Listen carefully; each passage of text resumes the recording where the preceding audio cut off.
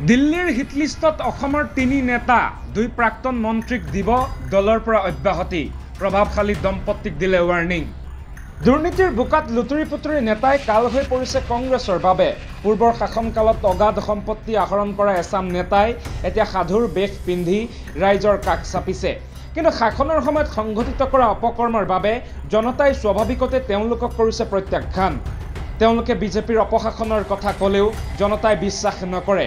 দেশৰ অন্য প্ৰান্তৰ লগতে অসমতো প্ৰতিফলিত হৈছে একেখন ছবি কংগ্ৰেছৰ দীৰ্ঘ শাসনৰ সময়ত কলংকিত হোৱা নেতাৰ ওপৰত ভৰসা নোহোৱা হৈছে জনতাৰ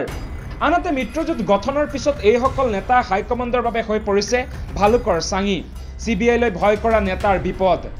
অচিৰে জাননী জাৰি কৰিব দিল্লীয়ে বিভিন্ন ৰাজ্যৰ কংগ্ৰেছে দিল্লীত হাইকমাণ্ডৰ নিৰ্দেশ মানি চলাৰ বিপৰীতে নিজৰ ৰাজ্যত গ্ৰহণ কৰিছে বিপৰীত স্থিতি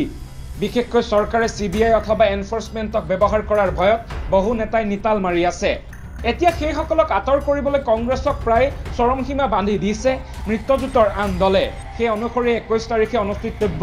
ৱৰ্কিং কমিটিৰ বৈঠকত কেইবাখনো ৰাজ্যৰ কংগ্ৰেছৰ ক্ষমতা কৰ্তনৰ প্ৰস্তুতি চলাইছে নেতৃত্বই হাইকমাণ্ডৰ চকুত পৰা নেতাৰ ভিতৰত আছে অসমৰো 3জন